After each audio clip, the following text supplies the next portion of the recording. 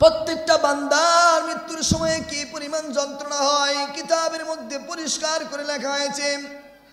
একটা জীবন্ত ছাগল বা বকরিকে যদি তার চামড়াগুলো উল্টা জীবিত অবস্থায় ছিঁড়ে ফেলা হয়, তার যে পরিমাণ কষ্ট হয় এর চেয়ে লক্ষ কোটি কোটি কোটি বেশি কষ্ট হয় মৃত্যুর যন্ত্রণা।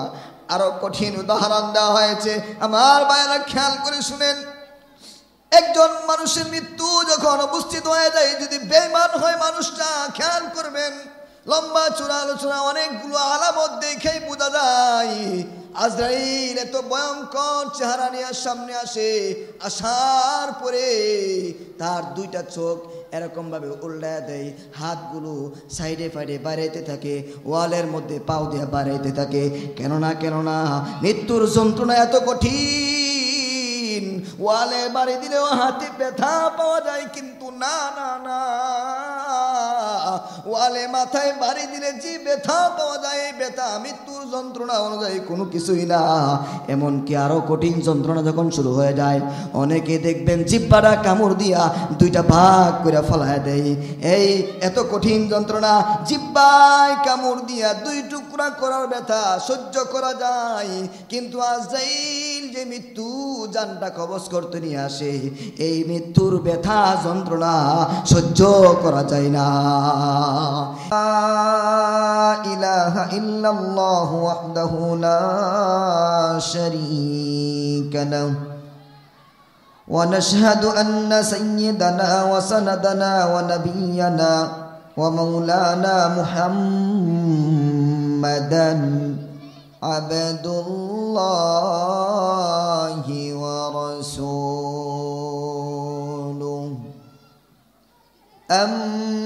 أما بعد فأعوذ بالله من الشيطان الرجيم। محبت الشهيد আমার সাথে সবাই মিলে পড়েন, أعوذ بالله من الشيطان الرجيم. بسم الله الرحمن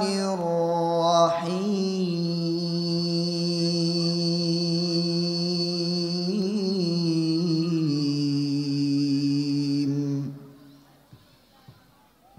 إنا نحن نزلنا الذكر وإنا له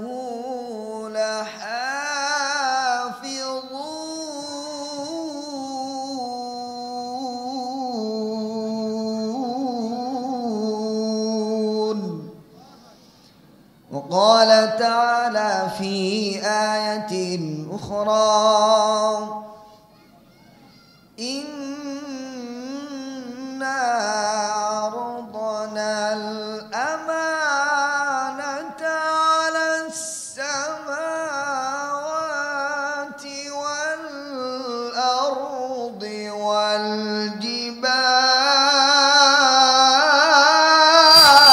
والجبال فأبين أن يحملنها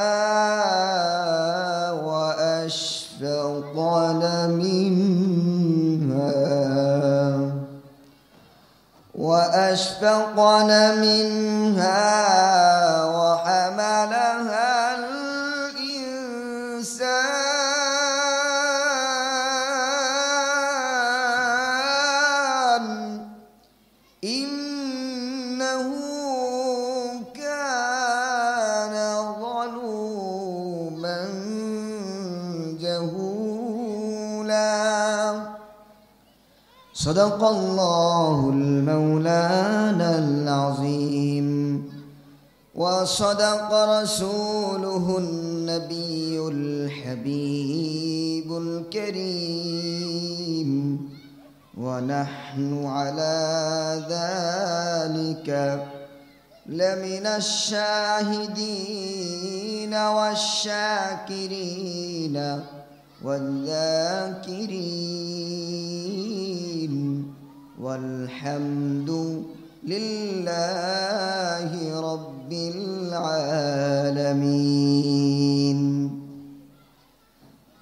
মহব্বতের সহিত আমরা সকলেই মন প্রাণ উজাড় করে দিল খুলে দিলটাকে নরম করে মনটাকে নরম করে আবেগ নিয়ে মহব্বত নিয়ে ভালোবাসা নিয়ে আজকের এই আশরাফিয়া তাহফিজুল কোরআন মাদ্রাসার পক্ষ থেকে আয়োজিত প্রথম বাৎসরিক ইসলামী মাহফিলের শুরুতেই আমরা যারা আসতে পেরেছি, বিস্তারিত ভূমিকা নিয়ে আলোচনা করার মতো সুযোগ না থাকার কারণে, সময় না থাকার কারণে অনেক উলামায়ে কেরাম একের পর এক আলোচনা করে যাবেন। এই জন্য আমি অধম গুনাহগার কোনো বিস্তারিত ভূমিকা ছাড়াই মনটাকে নরম করে দিলটাকে নরম করে আল্লাহর কাছে এরকম আমলের নিয়ত নিয়ে বসে মহব্বতে একটু জিকির দিয়া শুরু করতে চাই। আমার সাথে পড়েন লা ইলাহা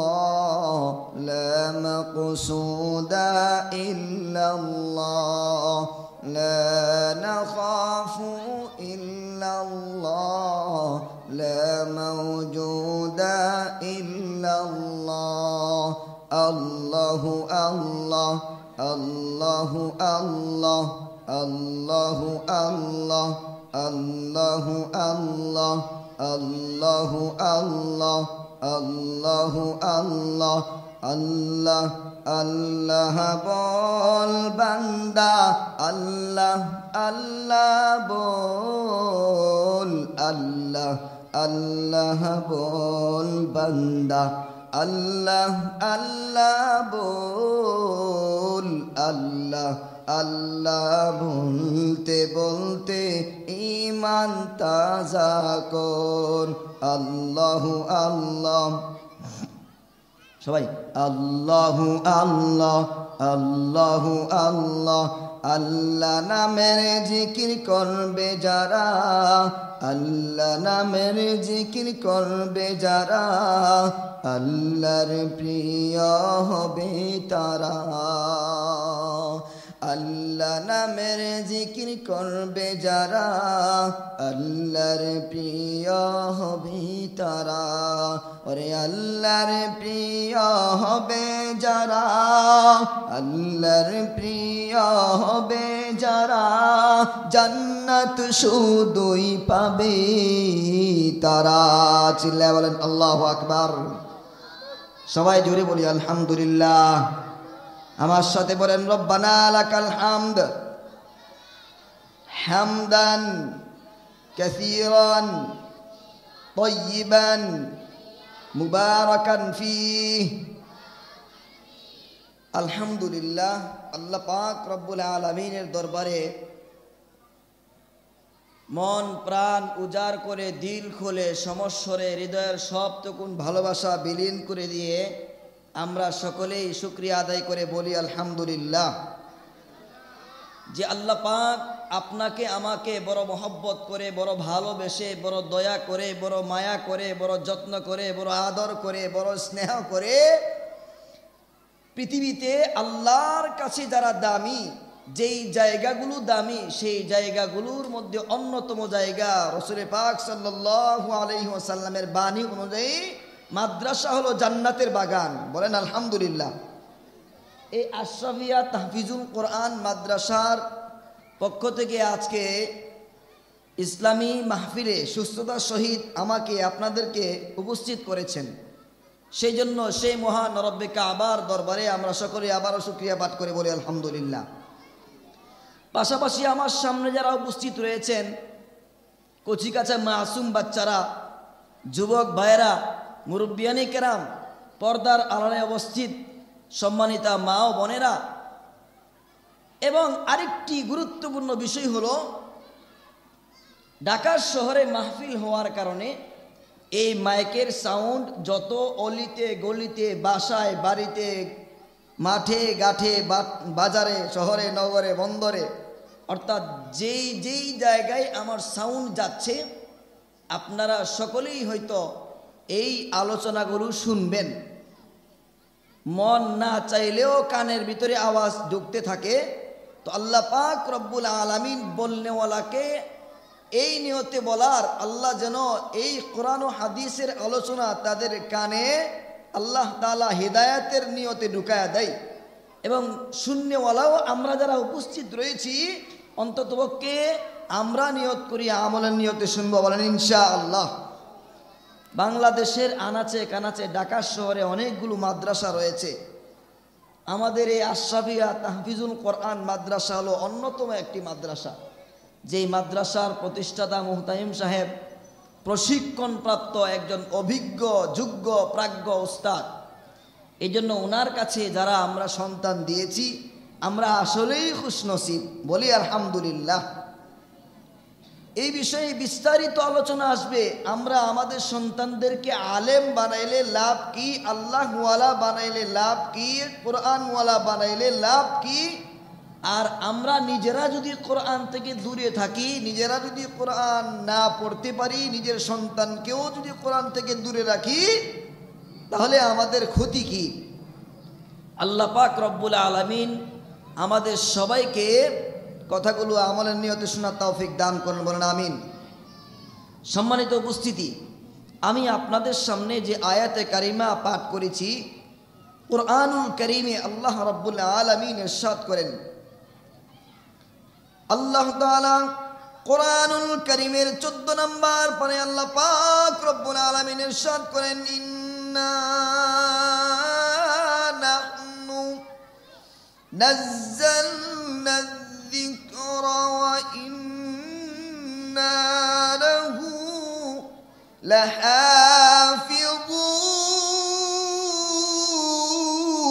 লাহাফিযুন। আল্লাহ রাব্বুল আলামিন বলেন, আমি আল্লাহ রাব্বুল আলামিন কুরআনুল কারীম, এই কোরআনকে আমি আল্লাহ তাআলা নাজিল করেছি। ও তামাম পৃথিবীবাসী, আমি আল্লাহ রাব্বুল আলামিন এই কোরআনুল কারীমের হেফাজতের জিম্মাদারিও আমি আল্লাহ তাআলা নিয়ে নিয়েছি। চিল্লায়ে বলেন আল্লাহু আকবার। আমার ভাইরা, সংক্ষেপ করে যদি বলি, কোরআনুল কারীম নাজিল হয়েছে যেদিন থেকে কোরআন দুনিয়ার জমিনে আগমন করেছে, আজকে প্রায় 1500 বছর হয়ে যাচ্ছে। আমি আপনাদেরকে যদি প্রশ্ন করি, এই সুশীল সমাজ, শিক্ষিত সমাজের কাছে আজকের পৃথিবী মানুষের হাতের মুঠোর মধ্যে অনেক কিছুই পাওয়া যায়। আপনাদেরকে যদি প্রশ্ন করা হয়, এই কোরআনুল কারীম যেভাবে নাজিল হয়েছিল আজও পর্যন্ত সেম টু সেম এই কোরআনের মধ্যে কোনো নক্তারও পরিবর্তন কেউ ঘটাইতে পারছে কিনা বলেন? না না, ফিডব্যাক জবাব আসবে না। কোরআনুল কারীমে যে নক্তাগুলো রয়েছে, একটা নক্তার পরিবর্তন পর্যন্ত কেউ ঘটাইতে পারে নাই, পারবেও না। এমনইভাবে কোরআনুল কারীমের মধ্যে যতগুলো হরফ আছে, একটা হরফের পরিবর্তনও কেউ ঘটাইতে পারে নাই, পারবেও না। এরপরে যদি প্রশ্ন করা হয়, এই কোরআনুল কারীমের যতগুলো জবর আছে, একটা জবরের পরিবর্তনও কেউ ঘটাইতে পারে নাই। যতগুলো পেশ আছে, এই কোরআনুল কারীমের একটা পেশের মধ্যেও কেউ কোনো পরিবর্তন ঘটাইতে পারে নাই, একটা জেরের মধ্যেও কোনো পরিবর্তন ঘটাইতে পারে নাই। আমার ভাইরা, এই কোরআনুল কারীমের একটা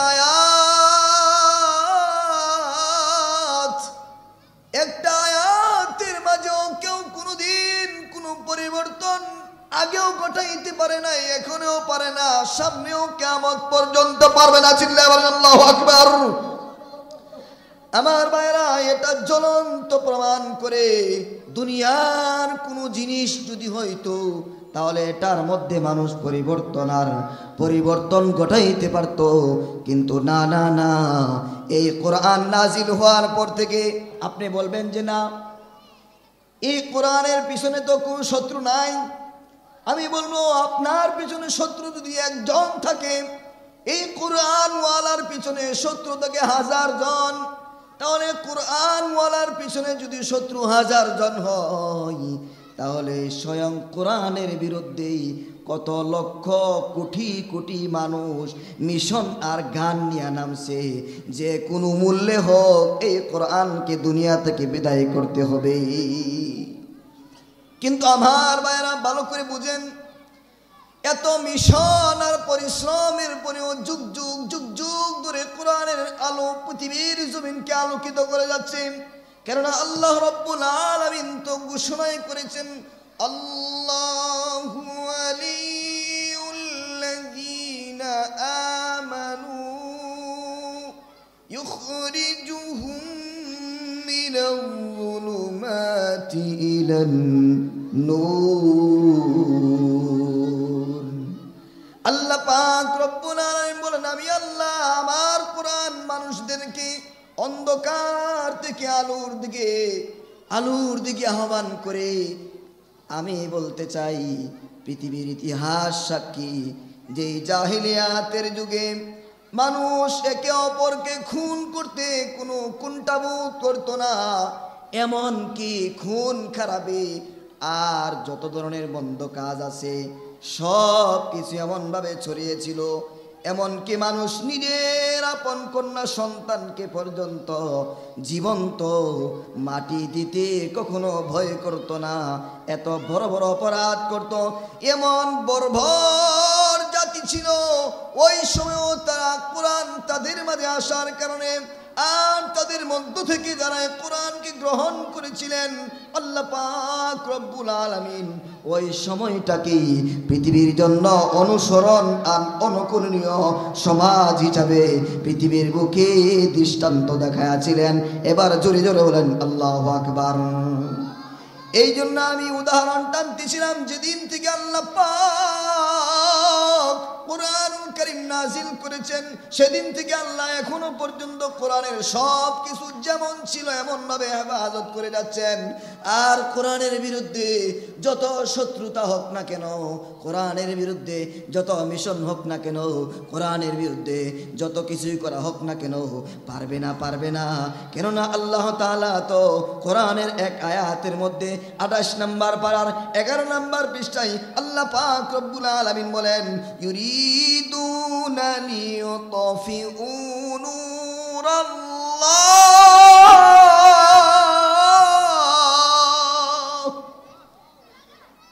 অনেকেই চায় আমি আল্লাহর নূরকে, আমি আল্লাহর হেদায়েতের বাতিকে, হেদায়েতের মিশনকে, মানে কোরআনুল কারীমকে, নূরুল্লাহি, আমি আল্লাহর নূরকে নিভায়া দিবে ফু দিয়া। কিন্তু না না না, যুগ যুগ ধরে আমার ভাইয়েরা প্রমাণ হয়েছে, যারা আল্লাহর নূরকে নিভায়া দিতে আসছে, আল্লাহর কোরআনের বিরোধিতা করেছে, তারা নিজেরাই ডুবে গিয়েছে। এই জন্য আমার ভাইয়েরা, আপনাকে আমাকে আল্লাহ পাক যে নিয়ামত দিয়েছেন, আমার আপনার এলাকায় সুন্দর একটা কোরআনের মার্কাজ আল্লাহ তাআলা কবুল করেছেন। আমার আপনার জিম্মাদারি হলো আল্লাহ যেমন কোরআনকে হেফাজত করবেন, আল্লাহ পাক রব্বুল আলামিন কোরআনুল কারীম হেফাজতের এক একটা স্টাইল, ধরন, পদ্ধতি আর ভিন্ন রকম রেখেছেন। 1 নাম্বার মাধ্যম হলো আল্লাহ তাআলা কোরআনুল কারীমকে জিলদের মাধ্যমে এরকমভাবে লেখা হেফাজত করবেন, করতেও জোরে বলেন আল্লাহু আকবার। তাহলে আমার ভাইরা, কোরআনুল কারীম হেফাজতের একটা পদ্ধতির নাম হলো কি? লিখনির মাধ্যমে আল্লাহ তাআলা হেফাজত করতেছেন যে কোরআন আমরা পড়ি, ঠিক কিনা কোন?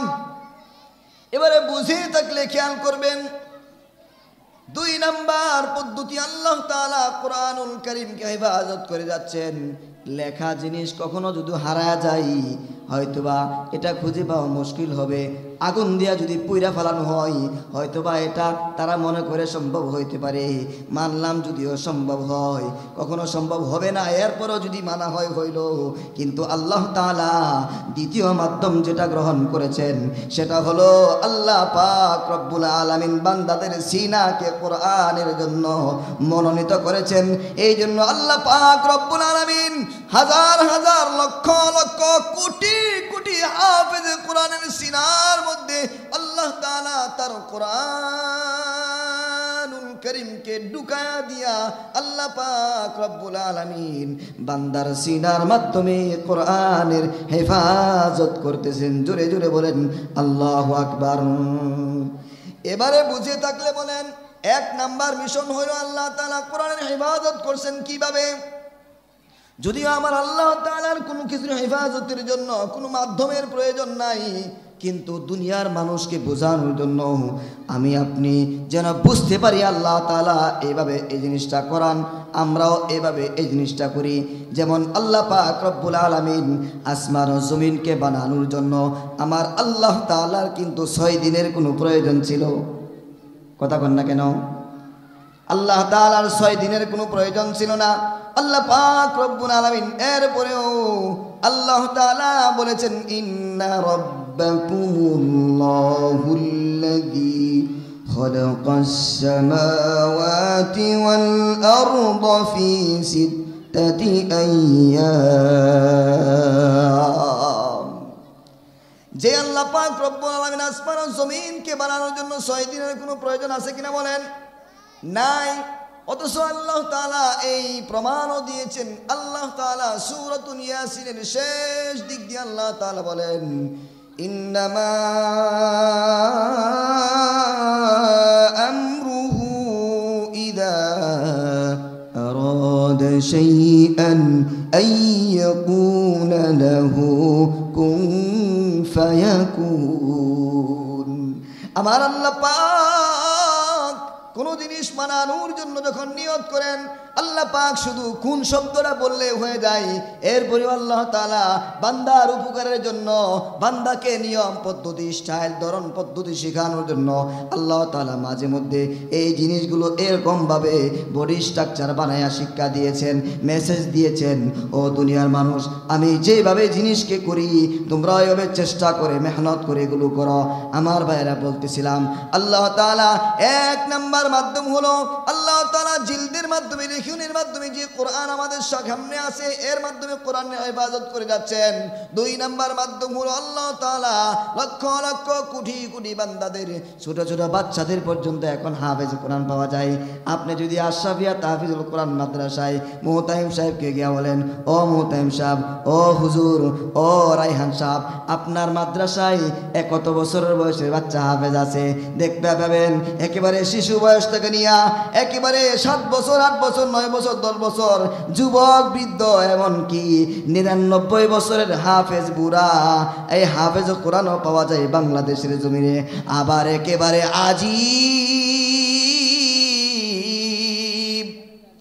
ছোট মাসুম বাচ্চা, নিজের মুখে কথাগুলো ভালো করে বলতে পারে না, এমন ছোট ছোট মাসুম কোরআনের পাখিও পাওয়া যায় যে গোটা কোরআনুল কারীমের হাফেজ হয়ে গেছে।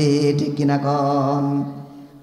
প্রতি বছর যেহেতু বিভিন্ন জায়গায় প্রতিযোগিতার মিশন নিয়ে কোরআনের প্রতিযোগিতায় বিভিন্ন জেলায় যাওয়া হয়, বিভিন্ন বিভাগে যাওয়া হয়, এত ছোট ছোট হাফেজে কোরআন আমাদের সামনে পড়ে দেখলে বড় আশ্চর্য লাগে। কিন্তু আমার আপনার বড় দুঃখের বিষয়, আফসোসের বিষয়, আমার ঘরে একটা সন্তানও আমি হাফেজ বানাইতে পারলাম না, একটা সন্তানও আমি আলেম বানাইতে পারলাম না। ঠিক কিনা কন? আমার ভাইরা এই যে তো মনে হয়ে গেছে, আমার ভাইরা ভালো করে খেয়াল করেন, ও বনানী কোরআন এলাকার ভাইরা, এই দুনিয়া আমার আপনার আসল ঠিকানা নয়। আরে দুনিয়া আসার সময় সিরিয়াল আছে, কিন্তু যাওয়ার সময় কোনো সিরিয়াল নাই। কিন্তু আমাদের চলাফেরা দেখলে, আমাদের বাহাদুরি, আমাদের ক্ষমতা, আমাদের চলাফেরার ধরন, স্টাইল দেখলে বলে মনে হয় দুনিয়া থেকে আর কোনোদিন বিদায় হব না। অথচ এই দুনিয়াটা হলো আমাদের জন্য মুসাফিরখানা। ইহা হাম সব মুসাফির হাই, ওহি আখির ঠিকানা, कोई आगे रवाना है कोई পিছে রওয়ানা। ঠিক কিনা কন? আসার সময় বন্ধু আমার সিরিয়াল আছে, কিন্তু যাবার সময় কোনো সিরিয়াল নাই।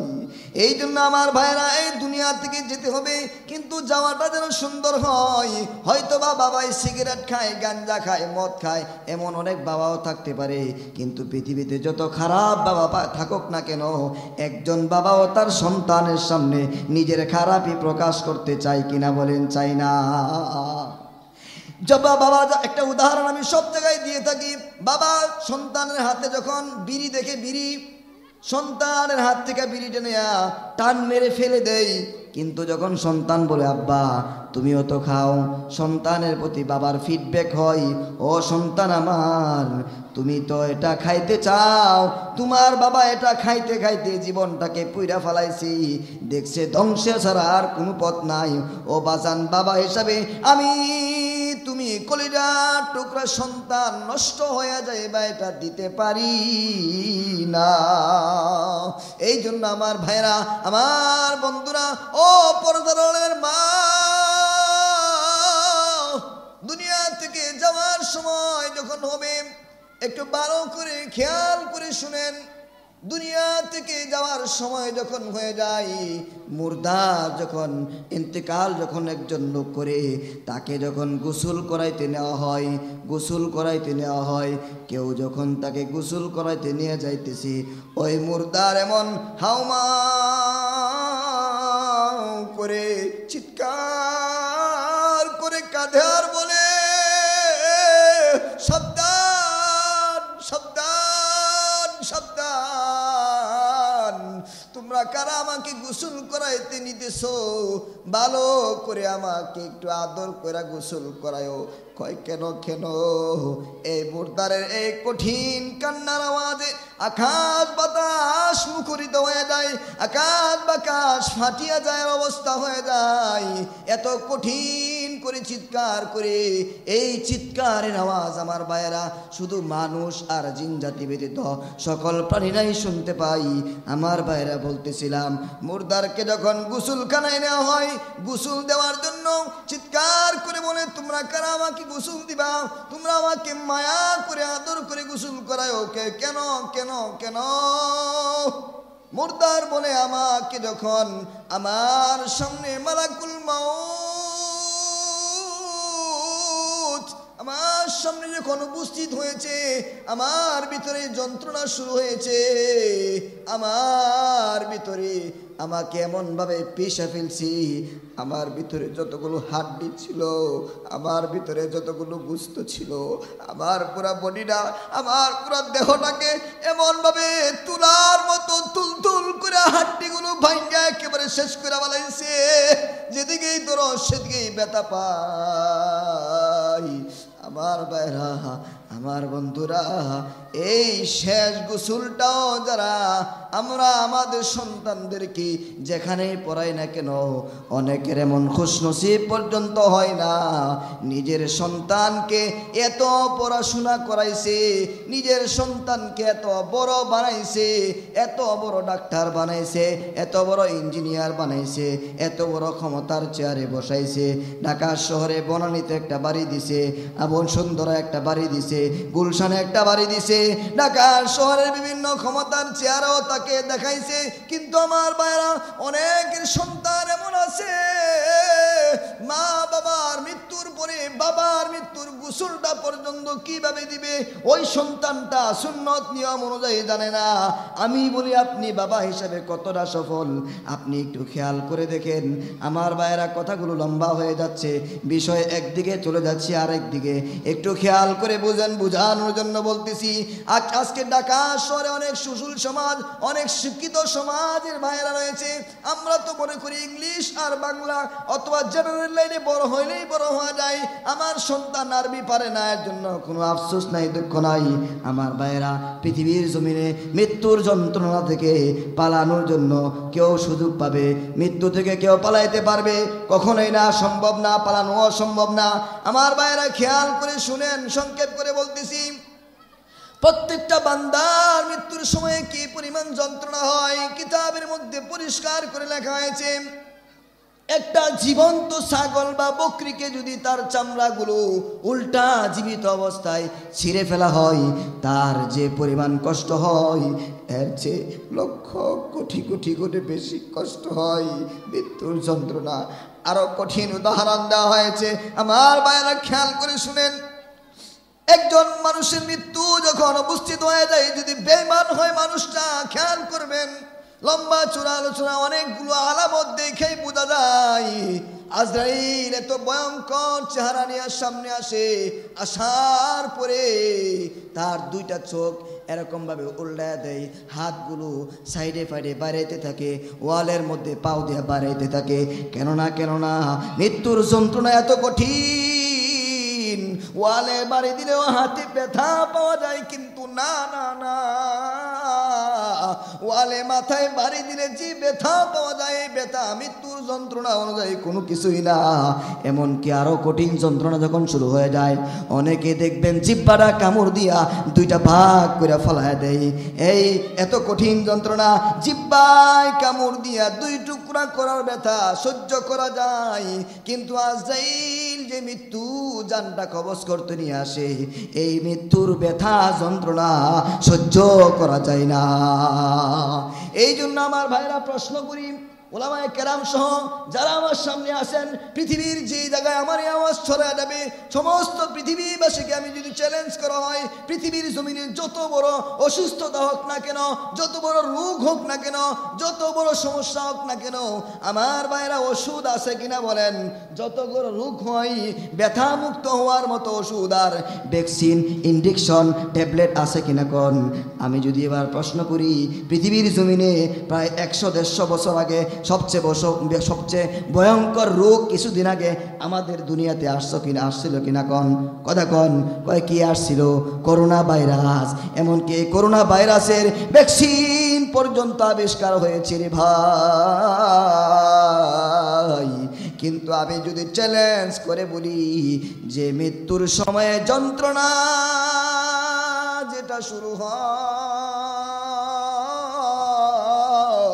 ওই যন্ত্রণার ব্যথা লাঘব হওয়ার মতো কোনো ভ্যাকসিন, কোনো ট্যাবলেট, কোনো ইনজেকশন কেউ আবিষ্কার করতে পারছে কিনা কোন?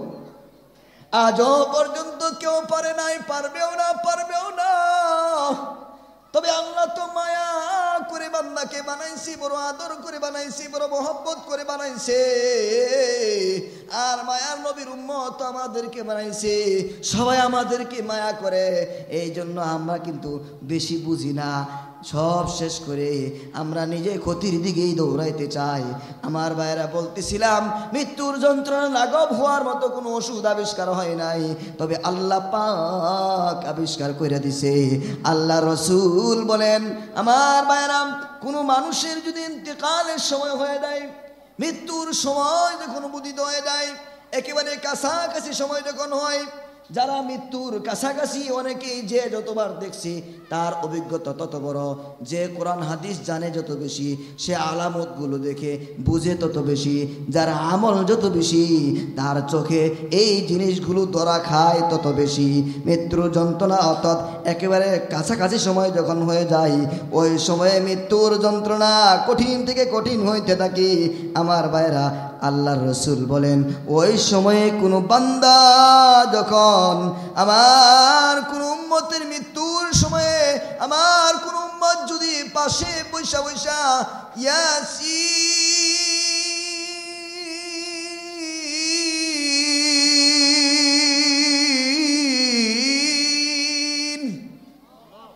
আমার কোন উম্মতের মৃত্যুর সময়ে যদি কোনো উম্মত বৈশা পাশে বৈশা ইয়াসিন ওয়াল কুরআনিল হাকিম পড়েন আমার সাথে, ইন্নাকা লামিনাল মুরসালিন।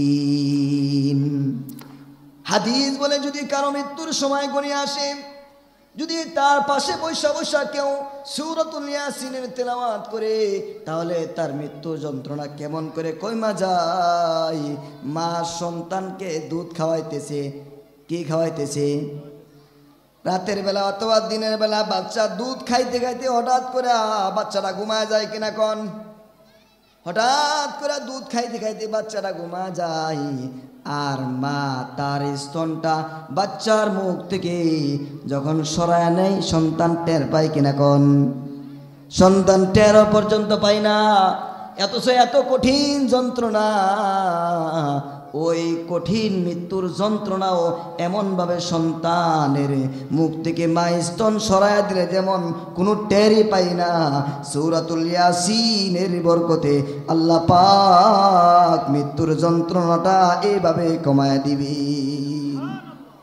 এই জন্য আমার ভাইরা, তুমি স্কুল মে পড়ো या कॉलेज में पढ़ो, लेकिन अल्लाह और रसूल को ना भूलो। আমার ভাইরা, আজান হয়ে যাচ্ছে। আমি বলতে চাই, ঢাকার সুশীল সমাজ বনানীর ভাইরা, অনেকে ফ্ল্যাটে বসে বসে, ঘরে বসে বসে, বাজারে দাঁড়ায় দাঁড়ায়, চাষটালে বসে বসে চা খাইতেছেন, আমার আলোচনা শুনতেছেন। একটা সন্তানকে হইল আলেম বানান অথবা আল্লাহওয়ালা বানান। আলেম হইতে হবে না বা হাফেজও হইতে হবে এমন কোনো আবশ্যক বিষয় না, বরং আপনার ছেলেকে আপনি ডাক্তার বানান, আপনার ছেলেকে আপনি ইঞ্জিনিয়ার বানান, আপনার ছেলেকে আপনি ডক্টর বানান, আপনার ছেলেকে আপনি জাগতিক যে কোনো বিষয় শিখান, কোনো সমস্যা নাই। কিন্তু আপনার ছেলের কলিজার ভিতরে জীবনের শুরুর মিশন যেন হয় লা ইলাহা ইল্লাল্লাহ মুহাম্মাদুর। এইভাবে কেউ যদি সন্তানকে কোরআনের সুশিক্ষা দিতে পারে, কোরআন শিখাইতে পারে, জীবনের শুরুটা যেই ছেলেটা, যেই বাচ্চাটা মক্তবে গেছে, কোরআন পড়ছে, কোরআন বুঝছে, ওই ছেলেটা কোনোদিন তার মাকে বৃদ্ধাশ্রমে রেখে আসছে, এমন ইতিহাস পৃথিবীর পাতায় খুবই বিরল। অথচ পাওয়া যায় বড় ডাক্তার, বড় ডক্টর, বড় ইঞ্জিনিয়ার, বড় অফিসার, বড় মন্ত্রী, বড় বাহাদুরি, বড় ক্ষমতা। ঢাকা শহরে প্রসিদ্ধ এলাকায় বড় বড় বিল্ডিং আছে, কিন্তু মারে রাখার মতো ছোট্ট একটা কোনায় কোনো জায়গা পর্যন্ত নাই। ঠিক কিনা কন? এই জন্য আমার ভাইরা, সন্তানদেরকে মানুষ করতে হবে, সন্তানদেরকে মানুষ করতে হবে। যদি নেক সন্তান চাই, নেক সন্তান, এক নম্বরের কাজ হলো আল্লাহর কাছে বেশি বেশি দোয়া করা। কেননা আল্লাহর নবী থেকে নিয়ে যারা ছিলেন সবাই আল্লাহর কাছে দোয়া করেছেন। হযরত ইব্রাহিম আলাইহিস সালাম দোয়া করেছেন, রব্বি হাবিলি মিনাস সালিহিন। এভাবে ধাপে ধাপে অনেক নবীরা দোয়া করেছেন, জাকারিয়া দোয়া করেছেন, আরো অনেকে দোয়া করেছেন। হুনালিকা দাআ জাকারিয়া রাব্বা ক্বালা রব্বি হাবলি মিন লাদুনকা যুররিয়াতান তাইয়্যিবা। আরো দোয়া আছে, রব্বি জাআলনি মুকিমাস সালাতি ওয়া মিন যুররিয়াতি রব্বানা ওয়া তাকাব্বাল দুআ। এভাবে যে দোয়াগুলো আছে কোরআন ও হাদিসে বর্ণিত, এই দোয়াগুলো পাঠ করতে হবে, পড়তে হবে, আল্লাহর কাছে চাইতে হবে। এক নাম্বার মাধ্যম। দুই নাম্বার মাধ্যম হইল, সন্তান যদি ভালো চাও, তাহলে একজন সম্ভ্রান্ত পরিবারের ভালো মহিলাকে, আল্লাহওয়ালা খুদা বিরু নারীকে তোমার ঘরে তুমি ঢুকাও এবং তাকে তুমি বিবাহ করো। অথচ আমরা করি কি? টাকা আছে কিনা, সুন্দরী কিনা, বাহিরের মাইকটা অফ করে দিন। ওকে, ভিতরে থাকে, বাহিরের মাইকটা অফ করে দিন। চলবো, সমস্যা নেই তো? আমার ভাইরা, বলতেছিলাম, আমরা যারা ভিতরে আছি, আশপাশে আছি, খেয়াল করে শুনেন, সন্তান যদি ভালো চাও তাহলে, হ্যাঁ, সমস্যা নেই তো? আমার ভাইরা, খেয়াল করে শুনেন, হয়তো আমরা কয়েকজন সামনে আছি, তবে আল্লাহর কাছে এই চেহারাগুলো সবগুলো ফুটেজ হয়ে রয়েছে। এবার যারা দ্বারা আছে, খেয়াল করে বুঝেন, আল্লাহ কার আমল কখন কিভাবে কবুল করে বলা বড় মুশকিল।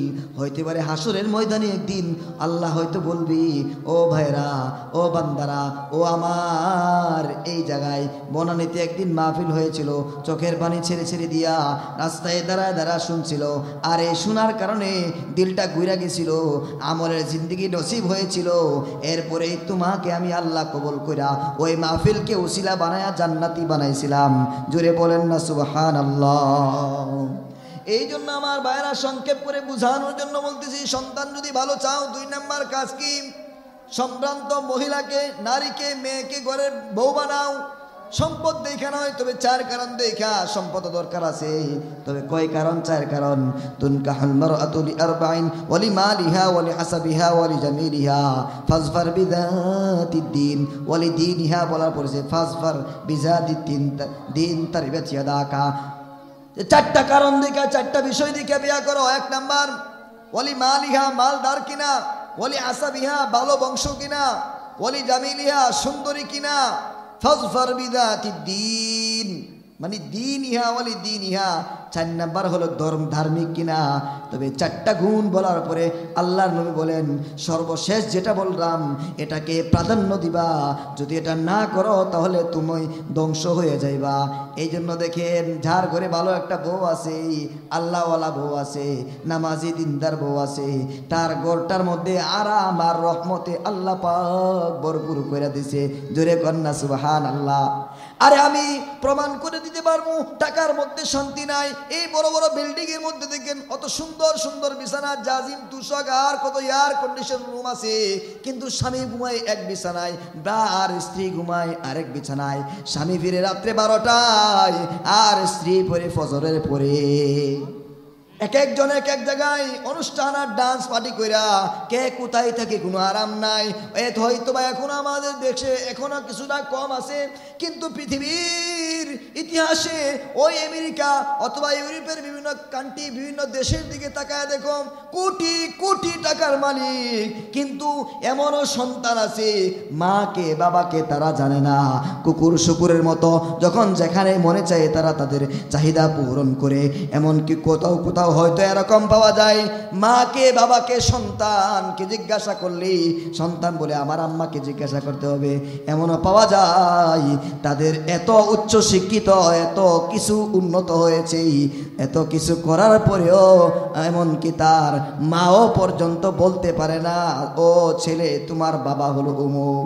কারণ কোন অঘটনায় কোন দিক দিয়ে কি হয়ে গেছে মা পর্যন্ত জানে না, এমন ইতিহাস আছে।